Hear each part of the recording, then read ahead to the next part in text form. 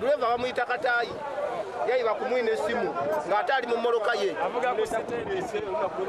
yayiba essimu layini agenze kweta ssimu